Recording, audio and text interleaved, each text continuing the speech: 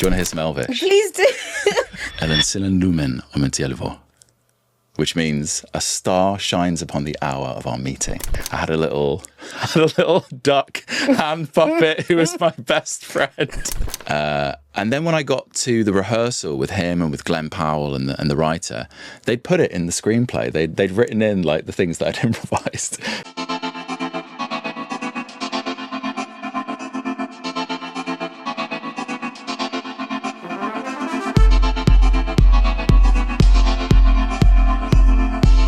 Hello, my favorite people. Welcome to another episode of With Nyasha Michelle podcast.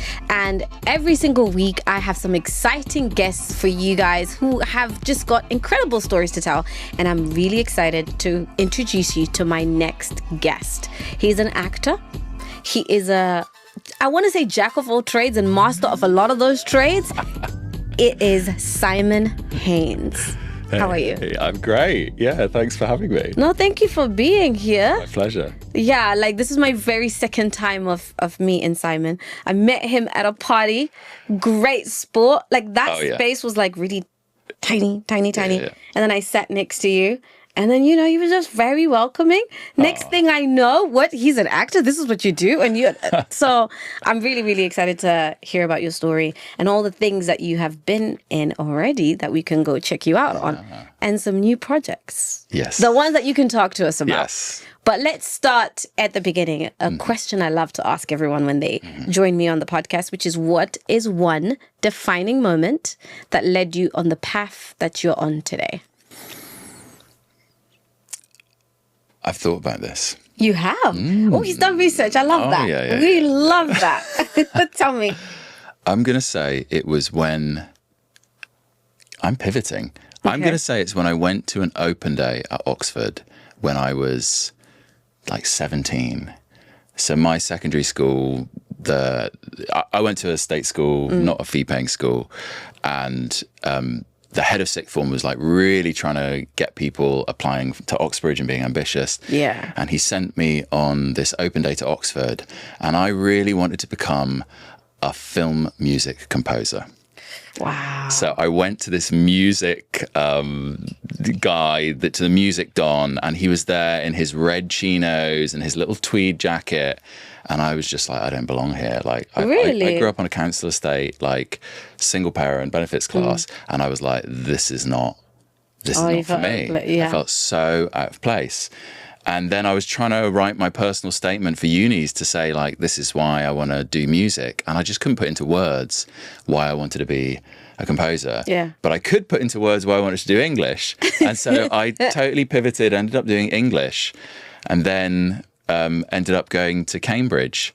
And again, I went to the open day and they made the mistake of showing me like the list. I had to sign my name on the list, and there was all the names of these private schools and these like really posh sounding people. And I was like, I don't belong here. These aren't my people. And my sister convinced me to go. And it was an amazing decision because that set me on the path to, I wanted to be an English academic at that point. I wanted to be like a lecturer. I can kind of see you being a lecturer, to be honest. I feel like I have played one. I've played some bad lecturers though. And then I went there and I turned up, and then I just realized that like the theatre scene was so much more fun. So I did like 30 plays in 3 years, and like wrote and directed and acted and even translated, and did footlights and comedy, and So I think I could have been a film composer if that guy had been wearing different clothes on that day. You're like, I do not want to be dressing like that. You just felt like it's just not your space. What is it like to be in a space that inspires you, that has people who have inspired you, but you feel like you don't fit? How does it feel to... You ask the best questions. Thank you. And we're just starting. I know. I mean, what have you got? A place where I'm inspired, but I feel like I don't fit in. Yeah. Oh, that's interesting. I think it can feel like that on set sometimes, on a project where you're just showing up to someone else's party. Wow. It's a big film, or I think maybe I felt that a little bit at the start on The Lord of the Rings, on the Rings of Power, the Amazon series, where like I was rocking up to do a couple of episodes at the end of the second season, and some of these people have been working together for like 2-3 years. And yeah, at first it's like, it was nerve-wracking. Yeah. That first day, by the end of the day, I was like, this was horrible. I really did not enjoy myself. It's crazy. Yeah. Why? What happened? Various things happened. Like at first, like I was called like 4 a.m., which that's not a good start for me, but like we love it. Yeah. And I was so excited. And then they put the little elf ears on. Yeah. And I was like, what? What is this? And they were like, right, you need to go and get into costume now. And I was like, I just need the toilet. And I was like, selfies, you know. Yeah. And luckily I did, because those elf ears came off almost straight after. Like they were putting the helmet on and they realized they hadn't made the helmet big enough for the ears. Yeah, because I was thinking your character, I don't see him with the the helmet ears, never the came helmet off. is always on. Yeah. And so I was like gutted that my ears were coming off. And then there were just various things of, I think, the pressure. And you know, sometimes when you're so looking forward to an experience, but you can put the pressure on it. Yeah. And then I realized like there were also some other things that happened, but I'd sort of sucked the enjoyment out of it for myself. And I really learned from that, like, what's the point? You know, we can make so many sacrifices to do what we love. Yeah. But if you're not enjoying auditioning, if you're not enjoying learning your lines, if you're not enjoying hustling, come on, and, you know, all of that lifestyle stuff, and then you get to the actual thing, you're on set, you're in a massive production, and I'm not enjoying myself. I was like, what's the point? So I just made like the very conscious change that like from now on, everything, the number one objective is have fun. Oh, okay. That's it. Have fun and learn. Yeah. Yeah. If I'd approached it as that, like I would have been so much better in it. I would have still like learned everything I learned, but it would have been so much more pleasurable rather than paid for. But you live and you learn though, isn't it? Exactly. Because you're now doing a lot. You have been doing this for a while, have you? 11 years. 11 years. Yeah, professionally. All right, so I am sitting up in my chair because what I want to do, right, before we start talking about you being on Emmerdale and Lord of the Rings, and all the other shows and movies you've been in, let's talk about who you were before that. You kind of alluded to it a little bit. You know, you say that you came from a single parent household, was in a council estate. Tell me about what that experience was like for you. It's so interesting with childhood because it's like we're like fish in the water, and the fish don't know the water that they're in until they come out of it. Talk about it. I have those times where when I think about my childhood or certain ways that I even used to perceive my parents, for example, my mom, now I look at it as an adult and I'm like, what? Like I grew up in that, or I experienced this, but it's about you today. Yeah. Tell me. Well, going home is always a learning experience. I'm like, oh, this makes sense. This is why I'm like that, you know? And there's, you know, there's positive qualities there and there's others that you go, oh, I wish I wasn't like that. Like, I can be very blunt, very honest, very direct, which I think is great. Yeah. But also like, sometimes I really need to like, to temper that, you know. Down, not everyone gets that sense of humor. You know? No. What was I like? What was it like growing up there? I think it was really challenging. Yeah. Honestly, I was a very lonely kid. Yeah. But I guess that sort of drove me into creativity, and you know, I'm part English. I'm not fully English, and you know, we are traditionally a very repressed people. Really? And, yeah. What's your other Spanish. Yeah. So were you an only child as well? I was an only child. No, well, sort of. I have a half sister who was not there really when I was growing up. She lived with us for 3 years and then she moved out. So I sort of had like the best of both. Okay. Only child, but you know, older, sort of like second mum in my sister. Yeah. So I think I was lonely and repressed. And then that just like, you know, goes straight into like creativity. And like I had a little duck hand puppet who was my best friend. What was Why his am name? I telling people this? It's okay. His name was Duckster. He was a little duck. Wow. Very, very creative. Really creative. A duck called Duckster. I like that. Yeah. I like that. I think a lot of people might, you know, relate to what you're saying. Yeah. I don't know what it feels like to be an only child and be in a space like that, because firstly, I've got siblings, and I was born and raised in Africa. For my family, like, there was so many of us, and you kind of, for us, thank God, like, our family were very like, go and try lots of different things. So you also got to get to know yourself more through your experiences with your brothers, your sisters, the squibbles, the fights and all that stuff. How did you navigate that as a child, like growing up, going to school, and learning what it's like outside, and then coming home and it's just you? I know there's a lot there that I've just asked you. School was wild. Like, I think I was happier in primary school, definitely. Yeah. Like, I was very creative, and the teachers really like gave that an outlet.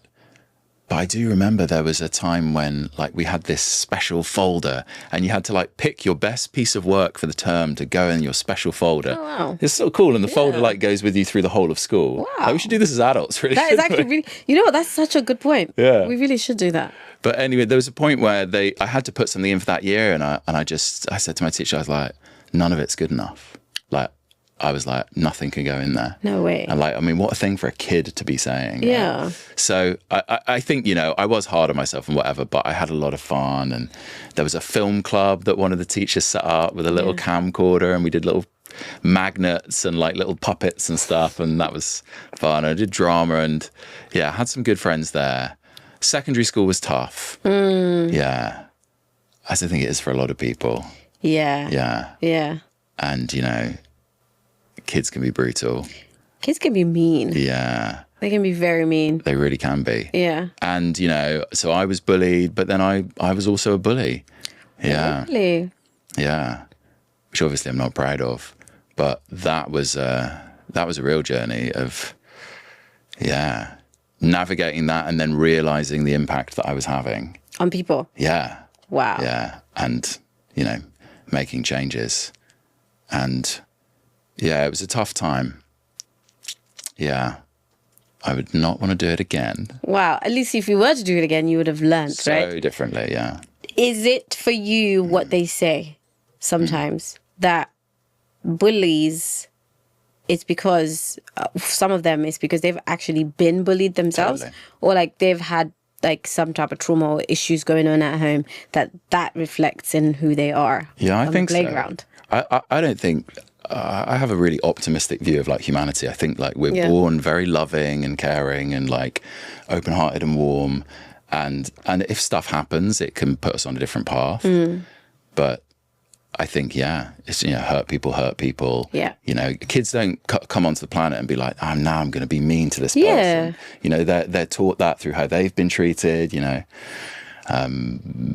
various experiences. So, and I think definitely I could see, I think even then, as I got older at secondary school, that those people who were bullying me were like, they were in like even worse situations than I was at home. And they were having a really tough time. That's wild. Yeah, I mean, when I think about my school experience, there was like one time when like some kids tried to latch on and try to bully me, but it fizzled out pretty quickly. And I think one of the reasons why is because as a kid, I was friends with everyone.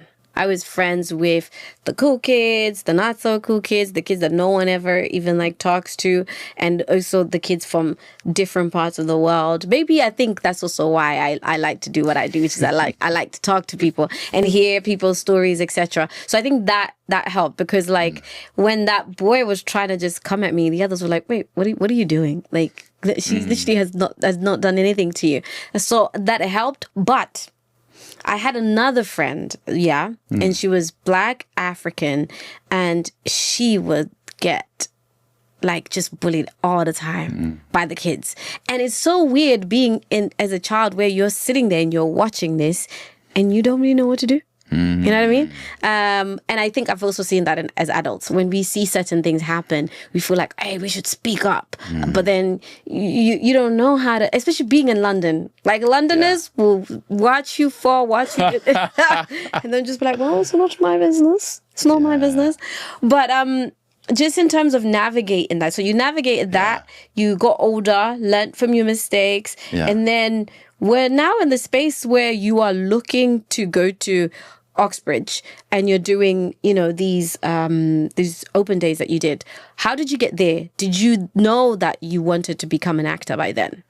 I didn't. My mum later said to me, she said, I always knew you'd be an actor. And she never told me. Wait, she never told you? No. So like I was doing all these like school plays, and there was one where they'd given us a part. There was one school play where they picked this one that had a male lead and a female lead. And there were two really good male actors in my year. Yeah.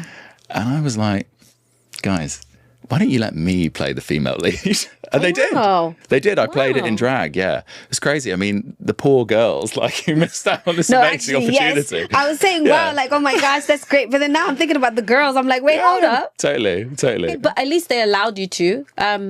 Carry on. What was that experience like? What was the role as well? It was a school play about this rocket ship taking the school kids to the moon, and the head teacher goes on the journey with them, and at home, like, was it like Houston ground control is the school secretary, me, Mrs. Taylor. Mrs. Taylor. Yeah. All right. That's an amazing. Do you have that in film? Role.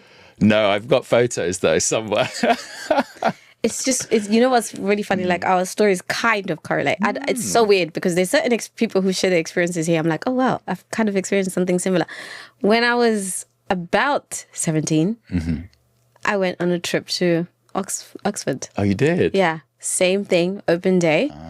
But I really wasn't sure what I wanted to do. So that's why I ended up not choosing to go there. At that stage, I was still I wouldn't say confused. I was like, oh, I want to do this, I want to do that. I didn't really necessarily know what I wanted to do. And also, I've done some school plays. Of course you have. I have done I believe it. Yeah. What did you do? Well, I definitely did Romeo and Juliet. We did something else. Oh, do I even remember? I definitely wasn't. Oh, you weren't Romeo and Juliet? Okay. No, I definitely wasn't either of them. I was something, and then we did a few others. I'm not gonna bore you with trying to remember the names, but they were really good experiences that helped me just learn about life outside, because of course I didn't pursue acting. How did those experiences help you in then navigating the next stage of your life? You then went to Cambridge. What was it like being in Cambridge, especially when it comes to the background that you also said you had? Yeah. Again, I think with the background, it was one of those things that I couldn't fully understand, like, what was going on as I got there. Because in some ways, Cambridge is like the split between private schools and state schools. It's about 50-50 there. Okay. And there's other universities where it's like 80% private school, 20% state school. But yeah, even so, like there were times when people made me aware of like my accent, because I'm from Somerset, and so like you can't really hear it now, but like, go downtown, people are like, oh, the way you say town, or like, shine. Do you know what I mean? Yeah, so, and I didn't even know I had an accent, right? That thing about the fish in the water. Yeah. I had no idea. Yeah. Until people start pointing it out. You don't realize you have a difference. Yeah. Yeah. And at that age, I think like the teenage brain is so wired to experience shame, So if someone's pointing out, maybe not in like a rude way, they're just like, oh, this is new to me. Yeah. But like the experience was like, I find this really embarrassing, and so I wish, in some ways, like I wish I still had more of the accent. I mean, obviously I can bring it out if I need to, but yeah. Let me hear it. All right, Nyasha, like, do you want to go down? Should we go downtown and like have a couple of ciders? Oh my gosh. Do you hear it or yeah, not? I do. Yeah. When you said Somerset, I heard it. Somerset, yeah. Yeah. That is, I don't know if you have this, but like, whenever like people say, where'd you grow up? And I say Somerset, the first thing people say back is, oh, Somerset. Yeah, where they say the name of the place with the accent of the place. Yeah, I think there's a few other people who get that. Okay. Different, like, I don't know, places in England or whatever. If you said it to me, then I'll be like, oh, there's an accent there, which is something I get all the time. Yeah. Okay, cool. So you've navigated Cambridge. Yes. It's been a very interesting experience for you. What was your first acting role outside of that? Did you go straight into acting? That's a good question. Well, I guess Cambridge, first of all, because I know I didn't really address this, was intense and stressful. Yeah. Like, I was having to, like, read a novel a week, and yeah, that was a lot. And I was busy doing other things, you know? So sometimes those novels didn't get read, you know? But yeah, then after Cambridge, I went to Guildhall School of Music and Drama in central London, which was at the time, I don't know if it's still considered to be, but at the time it was like the #1 drama school. James Bond had been there, Doctor Who had been there, people from Lord of the Rings, like now Michaela Cole, Papa Siedu, they were a couple of years above me. And that was, again, just another intense 3 years. That was way more intense than Cambridge in some ways, because you're there 9 to 6 minimum every day, rehearsing, doing projects, and then you're learning lines in the evening and preparing. So it was a wild 3 years. Yeah. And then my first professional job was I went to the Dutch National Theatre in The Hague. With a one-man show that I had written and was acting in. Yeah. That's impressive, man. Thanks. How you starting like your first gig? It's a one-man show, and like you're at The Hague. What was it about, and what was the experience like? The show was really intense. It was about a young sex offender. Yeah. So I guess it was part of that thing of like trying to understand, and this I think is a bit of a theme of my career. Like, I feel like when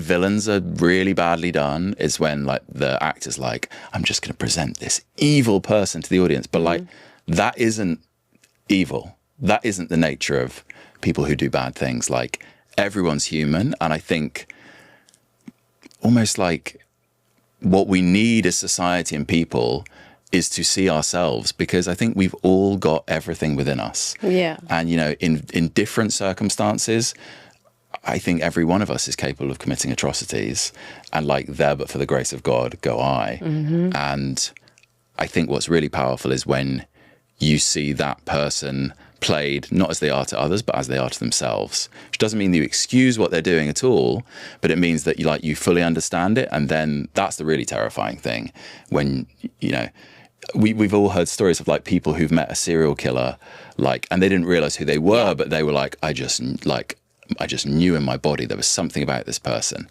And it's not the stereotype that like an actor might present. It's the reality of how that person's moving. So yeah, that was a very dark play. It was a challenge to myself. I was like, okay, like, what would be like the most challenging thing for me to do? But actually I was wrong. The most challenging thing would be for me to do stand-up comedy. So I then did that as well. You did that? Yeah, I did some stand-up comedy. I just did like one stand-up comedy set. And it was very challenging, but it was really fun. At least you can say that you've done it. Yeah. Putting yourself through certain, I guess that's like a really good thing for you as actors, to put yourselves in different types of situations. Yeah. You are pushing yourself to an even deeper potential. Yeah. But, you know, I'm so stuck on your one-man play that you did, because I don't think, I mean, we've seen lots of different types of movies, documentaries, etc., of sex offenders or criminals, but I have never ever encountered someone who's like, hey, I did a play about that, but not only was it a play, but it was a one-man play that you wrote yourself. Yeah. What did you, and answer this as well, actually, just kind of helping me understand you as an actor. Yeah. What did you do in order to get into character? Yeah. What are the most important things for you guys to do when you're trying to get into character? And do you create a backstory? How does it all work for you? Yeah. Good question. I guess I'd say, first of all, that part of the idea behind that thing, I guess, was like sort of radical empathy, you know, which I think is just a great exercise, like, for us as humans, isn't it? To be like, can I, like, I think, is it in To Kill a Mockingbird, you know, to walk a mile in someone else's shoes. Yeah. And culturally now, you know, there's such a thing of like polarization and othering of each other. And actually, like, I do believe that we have a fundamental humanity, and like, which is great news, because it means like those people that we admire and we look up to, it's like, well, they're just like us as well. Yeah. You know, we can be that too. In terms of getting into character, I think for me, like, the number one thing is seeing the world from that person's point of view, rather than seeing them as an object. And I'm sort of genuinely passionate about this because sometimes I see this on stage like it might be like a queer character who's just caricatured. And I'm like, for me, it's almost violent to do that. It's like you're treating this person as an object.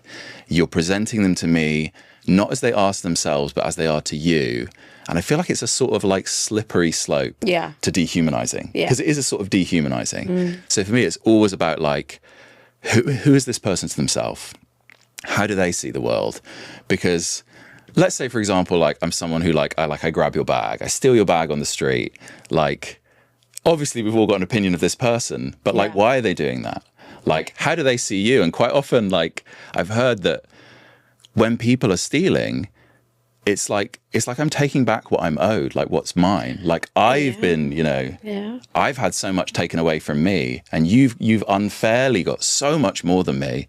So this is mine. I think that's so much more compelling to watch when you see stuff played with that, like honoring and respecting like the worldviews of other people, even if we don't agree with them. Don't agree with them. Yeah. That's intense. It is intense. Because I'm thinking so many things, right? And I'm going to ask the questions I'm asking. For you then, was it, and I know, again, I want to use this play. What did you call it, by the way? It's called Animals and Children. Animals and Children. I hope he also was not into bestiality. No, he wasn't. Okay. No. I was about to say. That was a step too far. So with this person, or this character that you, what was their backstory? Help us understand that, because I think because you're an actor and you guys do such a great job at helping us see the other perspective.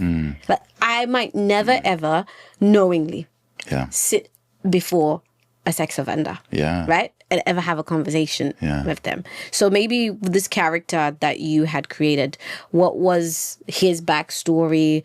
Was there, the empathy that you spoke about earlier? What was there a part about him that you had created for us to be able to maybe empathize and kind of feel sorry for them? Tell me. I mean, look, in some ways the play that I wrote was sort of like, juvenile, because I was like 21 or 24 or something.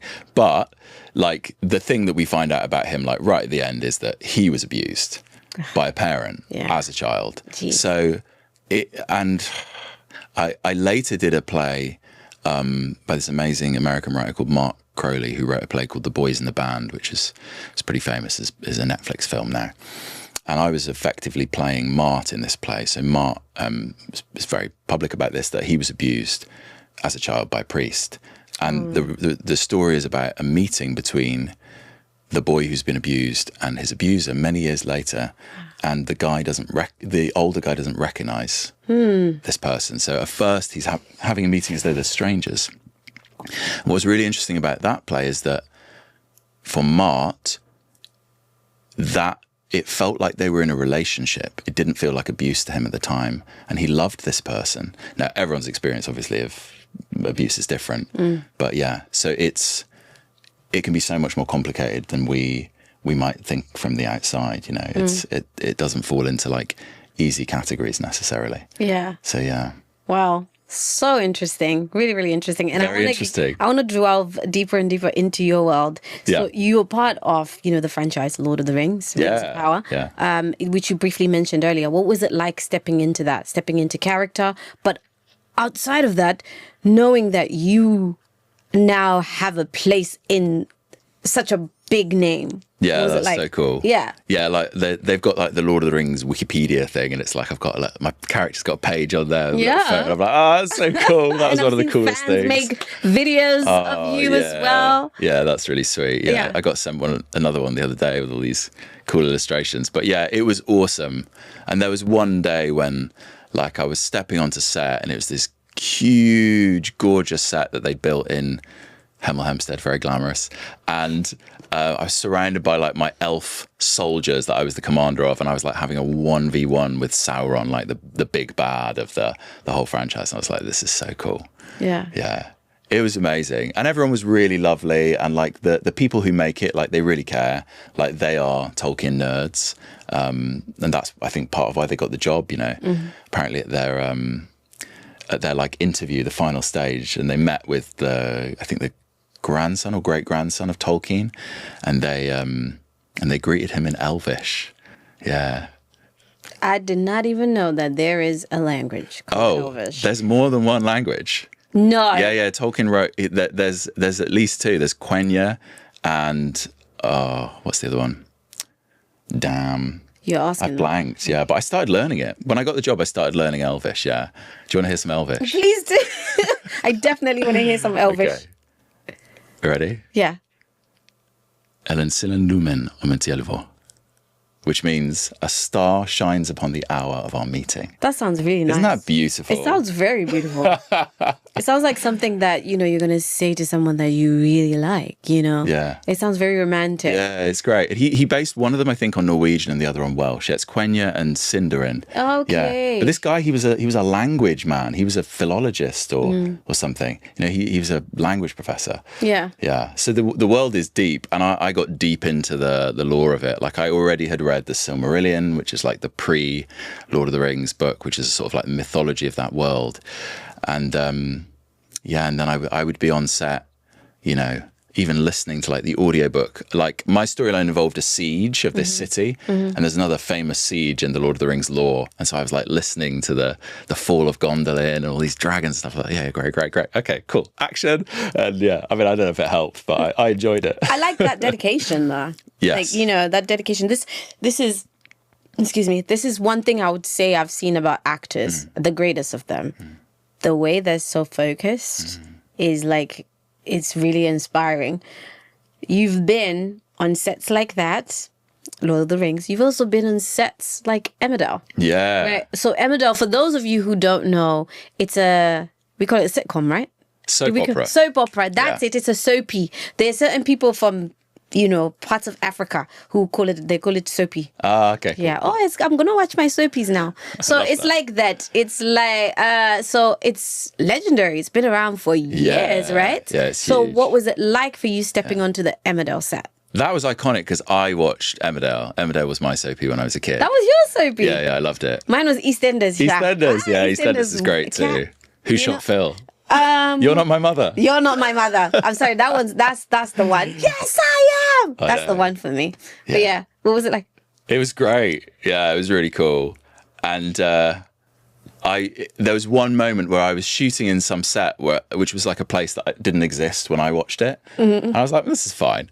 And then the director, Eamon, was like, you want to have a look around? And I just walked through another door on this soundstage, and suddenly I was on the iconic set of Home Farm, which is like the original location for the thing. And I was like, yeah, it was crazy. It was so great, but it was very, very different, obviously, to Rings of Power. What was the differences between the two? So on Rings of Power, in TV, like we talk in eighths of pages. That's like how you measure how much you're doing in a day. Like, are you doing a page? You're doing 3/8 of a page, four pages and 3/8 or something like that. That's how you measure time. Yeah.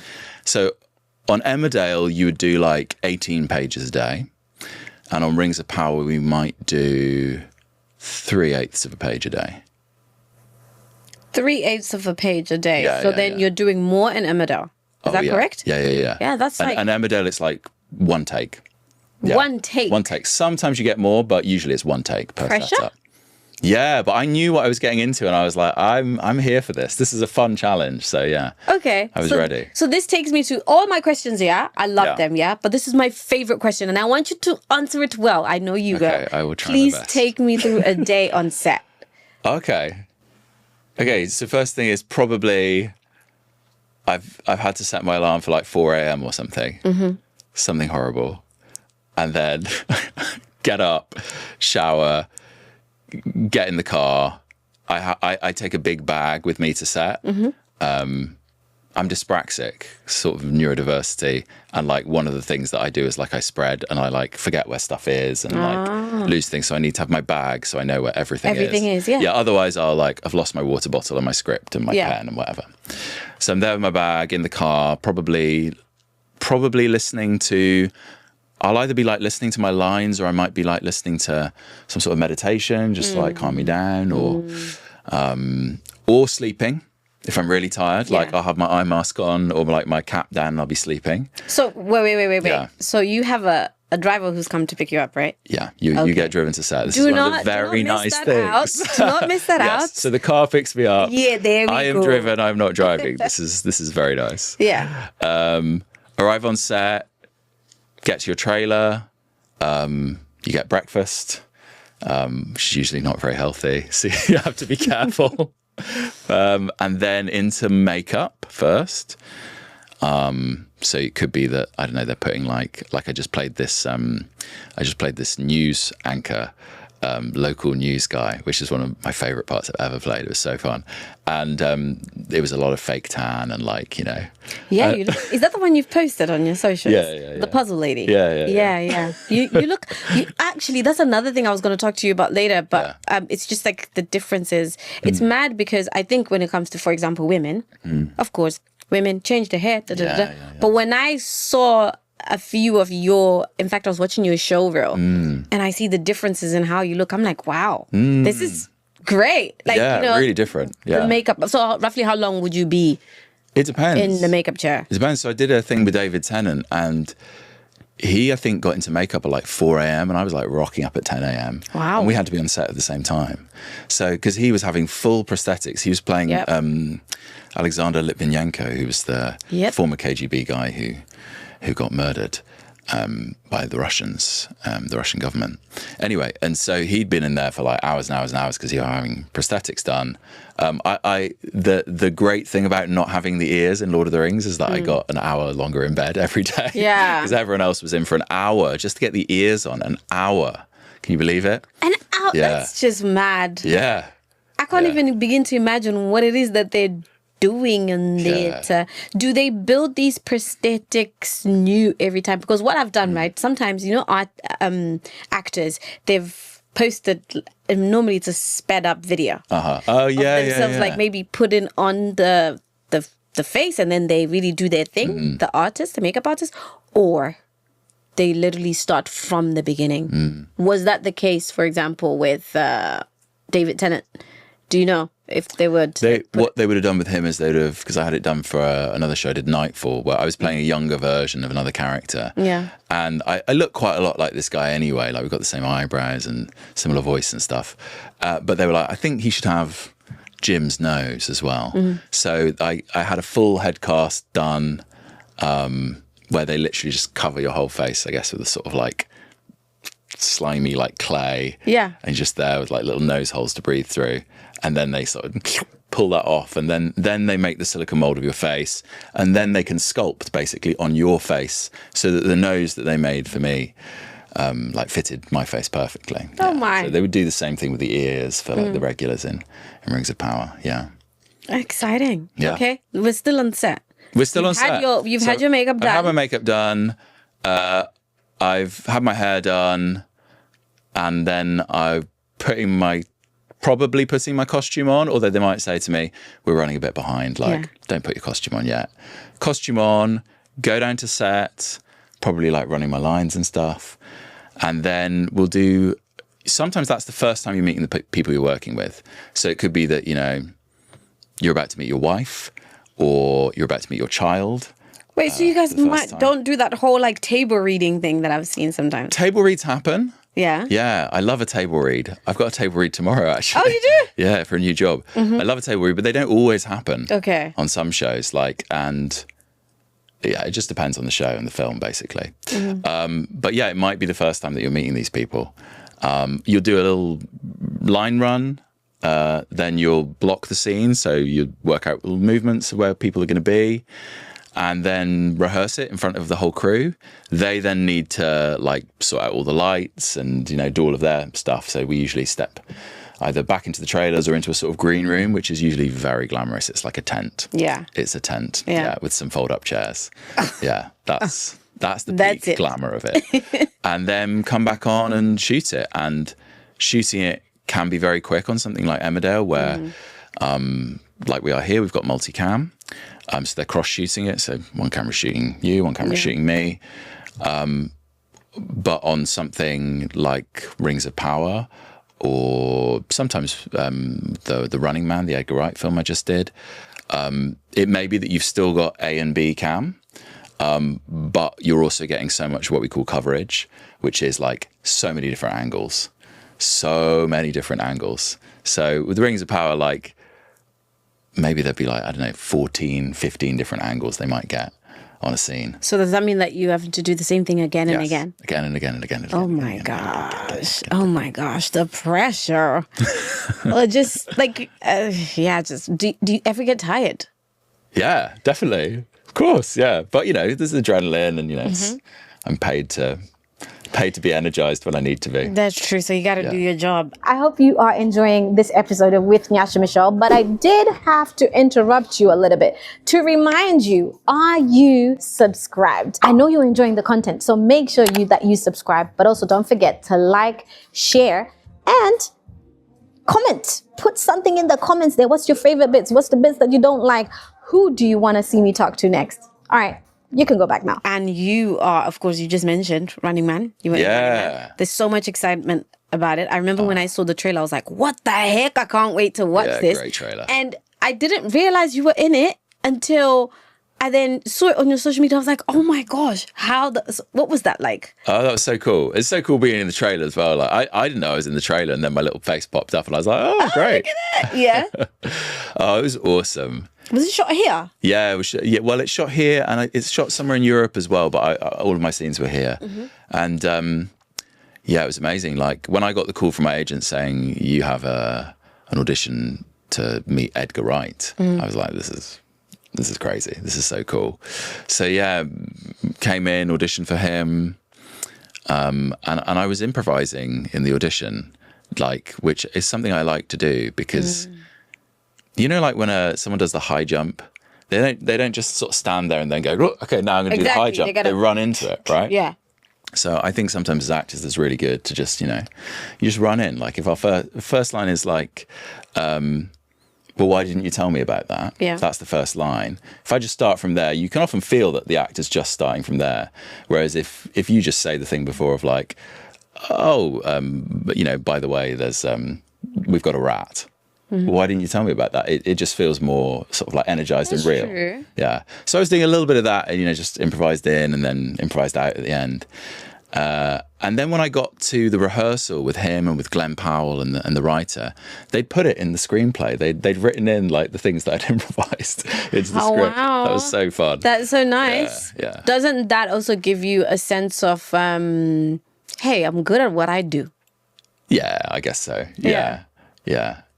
I think it was more, I was just like, oh, it's really cool, that they, and as well for someone who's like, I mean, Edgar's like Shaun of the Dead, Hot Fuzz, Last Night in Soho, like he's directed these amazing films, Baby Driver, and like to just see that you're just collaborating, and he's someone who's humble enough to be like, that's a great idea. Let's add it to the script, Yeah, because some people can have, this gives me an exciting question, actually. I was going to say some people can have egos. Have you ever been in a space like that where it's on set and the egos are just... How do you deal with that?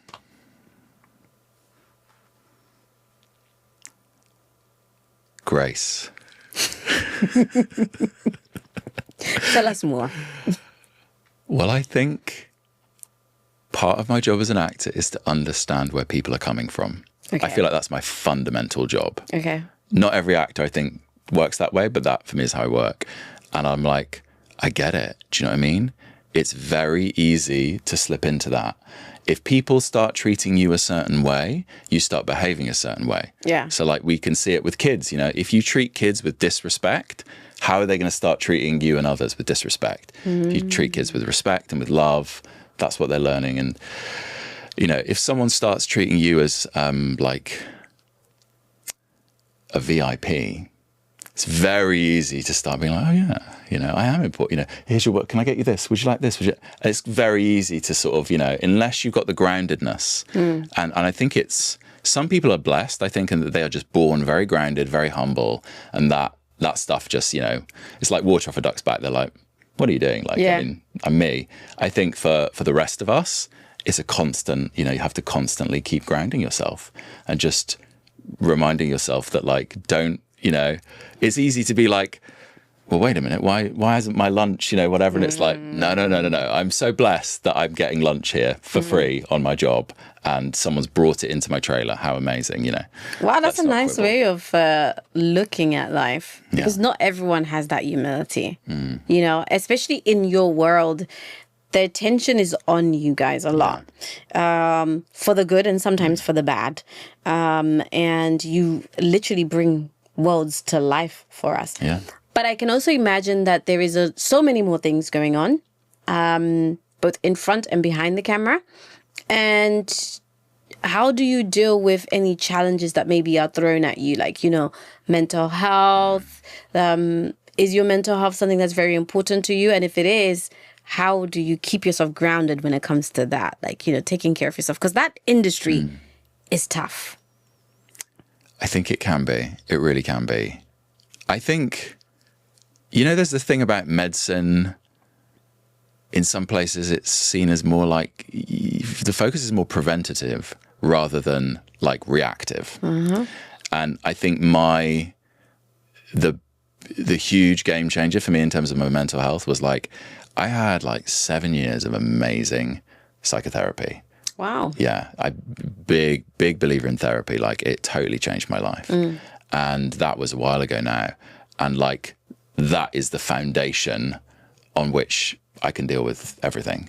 If I hadn't had that, this would be a very tough industry for me, because it's so difficult, because I didn't really have a sense of self and didn't have that grounding, and was, seeing the world in a very sort of like, fearful way. And now, thankfully, just have a foundation where I've got more resilience and, healthy self-esteem, and also like a healthy relationship to the world. I'm not, some people really think the world's out to get them. And I just think that's obviously there are some moments where that is the case, but like as a general thing, it can so easily be like a psychological habit that we form of like, everyone's out to get me or everyone hates me. And that's true. Yeah. Yeah. So if there's a budding actor watching right now or listening, and they are not quite where you're at, yeah, what are some of the maybe 3 fundamental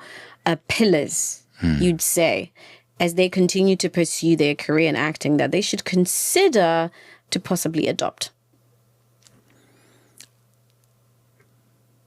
That's another good question. Thank you. I think the number one thing is craft.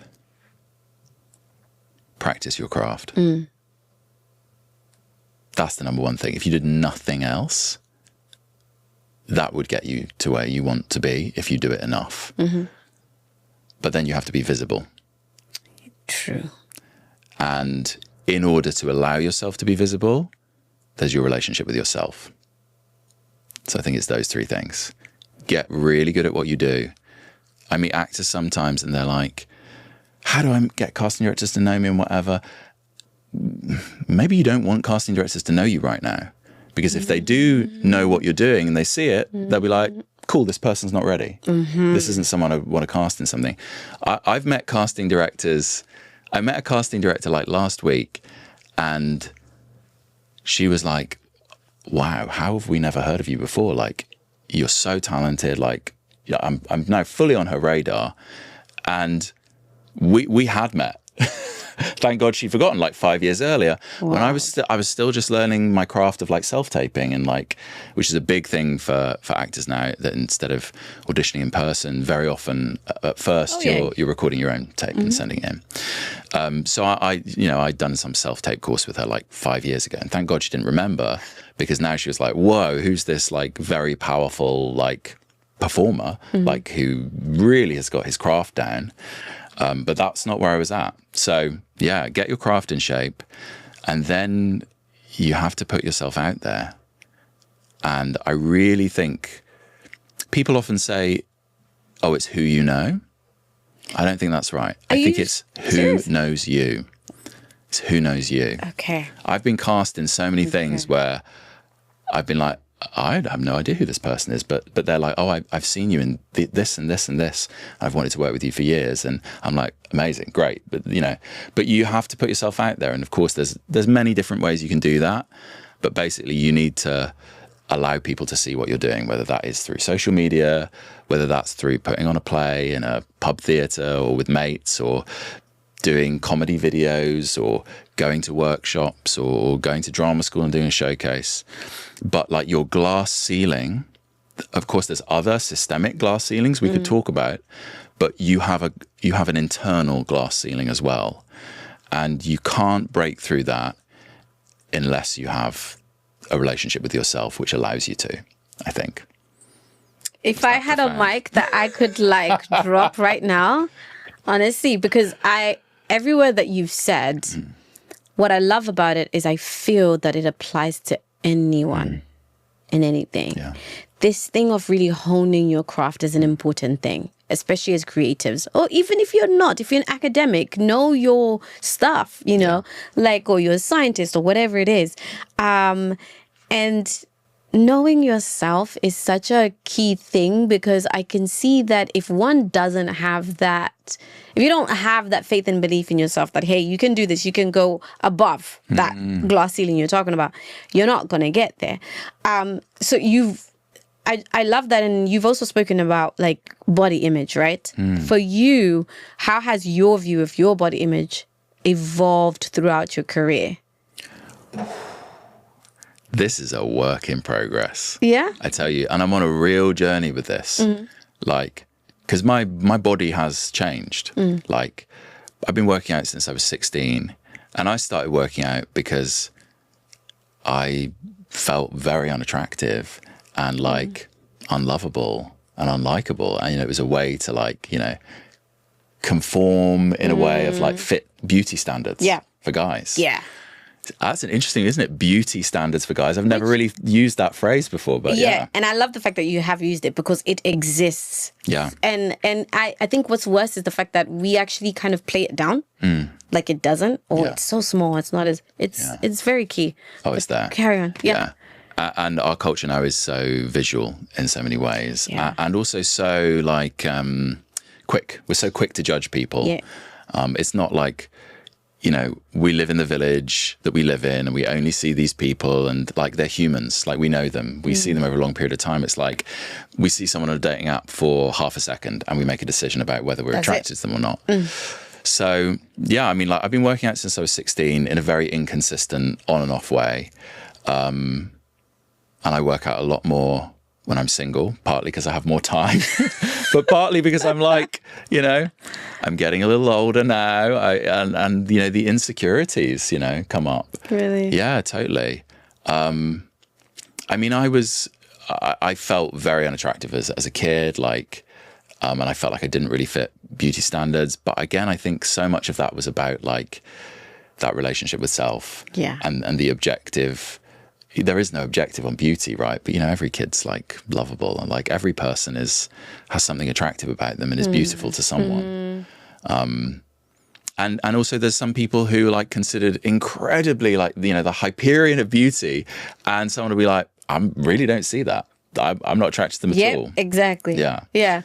So it's honestly, it's something where like, cause now I've like bulked up and I'm more in like a sort of gym fit shape, and I have mixed feelings about it. Like in one way I'm like, I love this is great, you know, and it's a lot of fun, and I also find it really sort of satisfying, you know. It's like a sort of side quest, you know, of like lifting stuff and, you know, like, okay, cool, you know, sculpting your own body. But I'm also like, I feel conflicted about it because, for example, I see some people who are really deep into that bodybuilding space, and I see them with their kids, and I see the little kids posing like these like 5-year-olds or whatever, and I'm thinking, you know, and maybe it's me projecting my own stuff onto them. These kids may be like super healthy and have a great relationship with their bodies, but I'm aware that it can feel to guys, it's like, well, you have to look like this, otherwise you're nothing, or you're not. And I'm aware that like in some ways I'm like part of that system by engaging with it, and, you know, and the radical thing would be like, don't work out, and just, you know, have a belly and like, and be like, I'm good as I am, you know. Who am I doing this for? So yeah, it's a journey for me. It is, because actually working out is just good for you. Yes. That's it. Yes. It's good for your knees, especially as you get older. It's good for you, you know? So it's just very interesting that you have to navigate that and kind of, but also I feel as well that you are the few, I haven't heard a lot of people say this, but maybe you're the few people in the public eye as an actor who is kind of thinking of it, you're kind of conflicted by it, because I would imagine that as actors, no matter what, you want to look the best, because there's a pressure to, of course, look the best. And then there's social media nowadays, and then there's the communities that we just live in, is in like the global community. It's like everyone has got to look like 10 years younger, and then there's all these weight loss jabs and all of these things, and it's just like so much pressure on people. Hair for guys as well. Hair, it's a massive thing, you know, and the Instagram algorithm, once it knows that there's a little insecurity there, all you're going to see is adverts about hairline and hair loss, and you know, you're not scared you're going to lose your mane, are you? Yeah. What? Totally. Like, my hairline is not where it was, you know, a few years back. Yeah. It's definitely staying put for now, I would say. Thank you to my barber. We love the barber. Thank you, barber. What is one misconception? You know, it doesn't have to be one misconception, but what would you say that people what are some of the misconceptions you would say people have about actors and your personal lives? Yeah, that we're vain. I mean, that's kind of what I was like alluding to earlier, but yeah. No, that was a joke. I guess people think actors are confident, don't they? Yes. And so many actors are shy and insecure. I also think there's a really interesting thing. I'd be interested to hear about this for you and your career.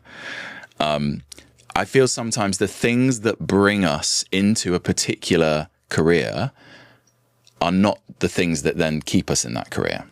So like sometimes the reason we start this quest is maybe not the healthiest reason. So like I think a lot of actors is about like wanting love, validation, to feel special. Maybe they didn't get a lot of attention as a kid and now they're getting a lot of attention, and like, you know, kids need to be like, oh wow, that's amazing. You know, they need that. It's like a healthy psychological need. And if maybe the kid doesn't get that, then they want that as a, you know, they want to be famous because kids need to feel famous, you know, like in a healthy society. I think when a kid walks into the room, we're all like, you know, we're delighted to see you. Yeah. So sometimes that stuff can bring us in. So I think there can be a lot of like insecurity factors. Of course, I think there's lots of actors who are super secure and they've come into it for other reasons, like they want to express themselves, or they really have a story that they want to tell, or, you know, all sorts of reasons people get into it. But yeah, what do you think? Have you found that in your own career? Like what brought you into journalism and it's changed? That's a very interesting question, actually. Because I think for me, because journalism was my second career. Of course. Yeah. So I was studying and working, and I studied international hospitality and tourism management. So I kind of hopped around the world, lived and worked and studied in a few different countries.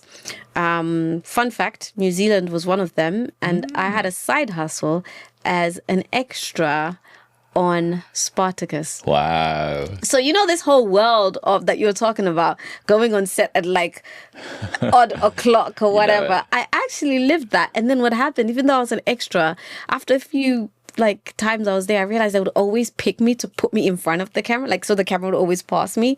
So like sometimes I'll be like sleeping and they'll come and grab me. You need to get up. I'm like, why me? But it was really, really cool. But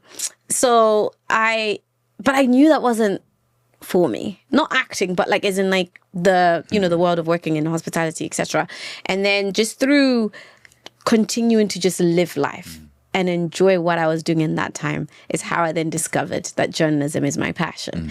And what I went into it, I would say it's still the same, but I think it might be because it was a second career. By the time I chose to go into it, I had gotten a lot older. I was like 26, 27. And so you know, you've gotten to know yourself a lot more. Right. And you're an adult going into it rather than like a kid or an emerging adult. Yeah. Exactly. You know, so for me, it's evolved is what I would say. Because of course, me becoming a journalist at BBC, such an established name, you can feel very lost there. And then, but I'm grateful that eventually, like I was scrambling, like I'm not going to lie, like, I was scrambling. And then eventually I kind of found my rhythm and the things that I know that I like. And then that's how this is also kind of, it's evolved in me being able to not necessarily tell people's stories on other people's terms, but on my terms. And my terms is simply just to allow people to tell their stories like this. You know? Yeah. So that's for so me, powerful. Is it? Yeah.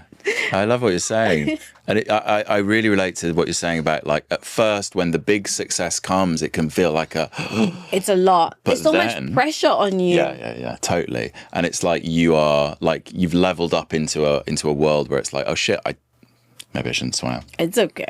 We can beep that out. It's like, oh, I didn't feel like I belonged there. And it's like, oh. And then you go, okay, I do. Yeah. And this is my level. And then the sort of calm comes. And then, like, the work matures. And you go, oh, this is what I really want to be doing. Like, for me, I'm bisexual. And, like, what I'm realizing is so meaningful to me is telling those stories. And it's so interesting. And I'm sure it's just like the tide of heteronormativity. That was a hard word to say, heteronormativity. Is like, I haven't really been cast in queer roles very often in my career. And I've been open about my sexuality for, like, I mean, as long as I've been aware of it, I guess. And like, certainly professionally, I came out in a Q&A, like, publicly, like 10 years ago. It wasn't that big a deal. Like, it was just a few people there.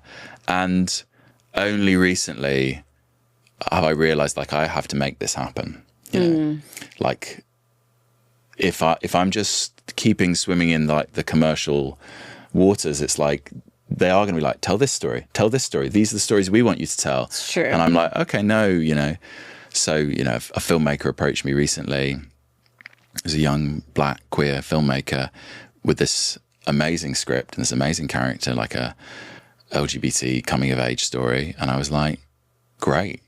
And my agent was like, you should. And I was like, I want to do this. I want to tell this story. It's so interesting because what you're talking about is putting your foot down. Yeah. In a world where, you know, you could have people within your team who are like, listen, we have a strategy. We want you to get, let's say the goal is Hollywood, like A-lister, whatever that is. Like, this is what we have to do. But then also there is you and what you are, the fundamental things that are important to you. So how do you navigate? Well, I'll first of all say I have a great relationship with my agent. I really respect him. And he's advocating, you know, he's a particular voice advocating for a particular thing.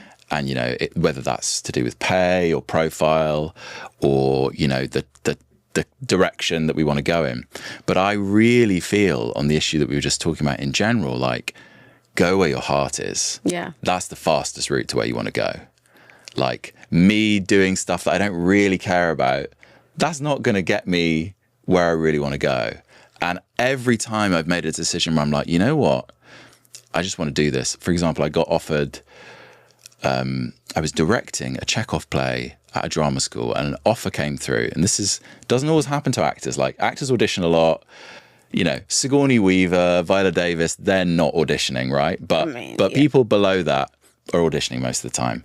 And so it was quite unusual at this point in my career to get just a direct offer to do a play at a tiny fringe theatre in London. And my agent was like, well, you know, pay's not great. And, you know, well, maybe you shouldn't do it. And it was directed by Hugh Fraser, who some people listening and watching may know from Poirot, the iconic show Poirot. He is like the number 2 to Poirot. He's Poirot's sidekick, Captain Hastings. And I was like, Hugh Fraser, is it that? He's like, it can't be. And it was. And I was like, I'm doing it. Yeah. I was like, I don't even need to read the script. If Hugh is directing it, I want to work with him. And I actually didn't have time to read the script because I was busy directing a play. So I'd like read the first act and I was like, wow, there's a great scene here. Read the second act. Wow, there's another great scene. And I said, even if I'm not in the third act, I still want to do the play. So I didn't even finish reading it before I said yes to this offer. Some people would say, you shouldn't be doing that. At this stage of your career, you shouldn't be doing fringe theatre. I did that play and I loved it. Yeah. I had such a great time. I had so much fun. And off the back of that, a casting director saw it and I got a direct offer to be in a feature film, which hasn't yet been made. I sent out 200 emails to casting directors inviting them to see the show, knowing that no one was going to come, but just to let them know, look, I'm here, I'm working, I'm a working actor. And I emailed Theo Park, who casts Lord of the Rings of Power. And within 24 hours of emailing her, I got a self-tape for Lord of the Rings. Didn't book that job. Didn't get that role. It was a 1-episode role, didn't get it. And then months later, I got another phone call, a direct offer, no audition, for 3 episodes, much bigger part. Wow. So, and I also booked another feature film off of it. So from doing this thing that was like, it's not really a career move forwards, but I love it and I want to do it. And I'm really, my heart is in it. I feel like you will then find that that actually does move your career forwards. That is fantastic. Just show up as your whole self, you know, loving what you do rather than like, oh, well, I'm doing, you know, insert name a show you don't really want to do, but you feel like you should do. Wow. In fact, there was a production of Pride and Prejudice that is going on at the moment, and it's still going. And I love this. Whenever I get, I'm excited. I love this. Whenever I don't get a job, I always believe it's for a reason. 100%. That's a healthy way of looking at it because it can really eat you up sometimes. Yeah, especially if you really wanted something. But it's not just a mental trick. Like, I will follow through and research. Like, I went up for this job to be acting with Cheryl, you know, like Vicini Fernandez, or she used to be Cheryl Cole Cheryl. Yeah. And I was like, oh God, I really don't want to do this. Not because of her. I just didn't want to do the particular project at that time, the role they were offering me. But I auditioned because I had to, and I didn't get it. If I'd have got that, I wouldn't have been able to do Lord of the Rings, and that's been like a life-changing job. So there was this production of Pride and Prejudice, and like Darcy, Mr. Darcy is one of those parts where I'm like, I'm gonna play Mr. Darcy. And I loved this. I did a self-tape when I did it with my friend. It was great. It was this 7-minute scene, and I'd learnt it all, and it was great, and I loved it. And I went to the meeting, and I loved the director. I thought she was awesome. But we had a conversation, and the adaptation of it just wasn't quite me, wasn't quite my taste, like what they were doing with it. And like, I love it and it's great, and I've heard it's a phenomenal production. I'm sure it is, but I was like, that's not really my voice. And I was like, if I get this, I'm not sure I could say yes to it. Yeah. Luckily, I didn't get it, and someone else got it and is having an amazing time doing it. Anyway, if I'd have done that, I wouldn't have been able to do this TV show that I've just done with Emilia Clarke, where I can't say much more than that, but like, which has been a phenomenal opportunity. This American TV show, Ponies, this Cold War spy thriller, which is just going to be so brilliant. I've just booked this job with, which we may have to edit out, with A24 and Channel 4, which again, I would not be able to do. I've just done that feature film, which I would not be able to do. I've been auditioning for all this awesome stuff with, like, you know, some of my like childhood hero actors, and I wouldn't have been able to do any of it if I had gone, well, I mean, my gut is saying to me, this job isn't for me, but I'm going to force it and make it happen. And I'm going to, you know, because I could have not said to her in the audition, you know, is this really what you're going to do with the script? And, you know, there's a way where I could have gone, well, I just want to book the job no matter what. But I was like, no, I want to have an open conversation about, like, how do you see this material? So anyway, I just truly believe that, like, follow your heart, and you will find that actually it's not a contradiction between heart and head and career. Like, follow your heart and your career will follow. Wow. And on that note, mate, I literally could not even add anything else to that, because it's very telling, one, of you as a person, your confidence in yourself, and the fact that, hey, if I don't get this, something bigger and better is going to come. And I think it is also really good for anyone in any situation that you're in. So this has been very inspiring. Very, very inspiring. Really, I hope you guys have been inspired.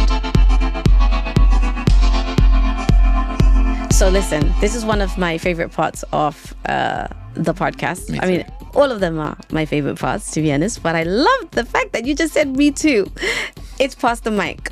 So you already know how it works. I'm going to ask you a question. Ooh, I forgot about that bit. Yeah. I was just thinking about my question. First, that was from the previous guest. And that guest is Deji Ajani, who was in Love Island. Mm-hmm. And he said he's going to keep it nice and light. But it might not be light because you're a thinker. You are an actor. So, what came first, the chicken or the egg? See, I was right. Exactly. There's a cartoon of that, isn't there, with like the chickens in bed smoking with the egg next to it, and they're like, "Well, I guess we know now." I haven't seen that. I didn't know about that. That's my answer. Okay, that's your answer? Yep. Sweet. Okay, now you get to leave a question for the next guest. Sure. My question is, what has been a moment for you that felt like it was like you'd missed out on something, but actually it turned out to be exactly what was meant, and there was something even bigger waiting for you?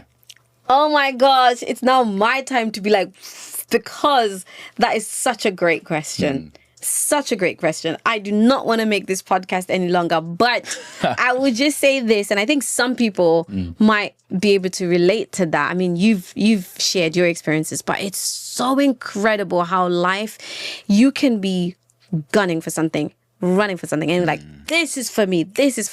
You don't get it, you crash. My experience, you crash and you're just like, oh my God, why didn't I get it? Da, da, da, da. And then, time heals, and eventually you realize, dude, that was not something even better has come through. Yeah. So if you guys have had any experience like that, please also share it in the comments so we can keep on inspiring others. And I hope you've also been very inspired by this conversation. I wish I could have another conversation with you, Simon. Maybe one day I'll come with you on set, Let's do it. I'm just fascinated with a different type of life, which most people probably don't really know. But, being an actor, it's a world that we never see. Yeah. But this has been a great conversation. I hope you've enjoyed it. I've had a great time. Thank you for coming. For talking to me. No, thank you for coming. I've got some people watching and or listening who are like, this guy's dope. I want to see the stuff that he's done. I'm a new fan, or I'm an existing fan who's come here just because of Simon. Shout out to you guys. So just talk to them and tell them where they can find you. You can use that camera. Sure. I mean, easiest way to find me is you can find me on Instagram. My Instagram handle is @theSimonHaines, which is so cringe, @theSimonHaines. I didn't come up with that. My friend who knew about social media when I didn't was like, that's what you should put. That's what everyone puts. I was like, okay, it sounds weird. But anyway, so excuse the cringe handle. You can find me on there. And I guess like you could watch me in the second season of Rings of Power. The show Ponies will be coming out soon. The Running Man, you can see me in that. Although we never know, The Running Man's not yet out. You can always get cut from film. You can always get cut. But if I am, it'll be meant to be. The trailer. I'm in the trailer, so fingers crossed. If they cut you, I will be finding them and be like, why did you cut Simon off? But it's been such a great time talking to you, hearing about your story. Like I said, we're friends here. Yeah. With Nyasha Michelle. So Totally. Let's keep chatting. Let's. And thank you so much for joining me. Thank you. Thank you, guys. I hope you've been inspired. Like I said, I hope you have a good time. Keep on watching with Nyasha Michelle. Subscribe if you haven't already. And share it. Share the podcast with someone. And don't forget, you can also go back to watch season 1 and season 2 if you're already caught up. I'll see you guys next time. Bye.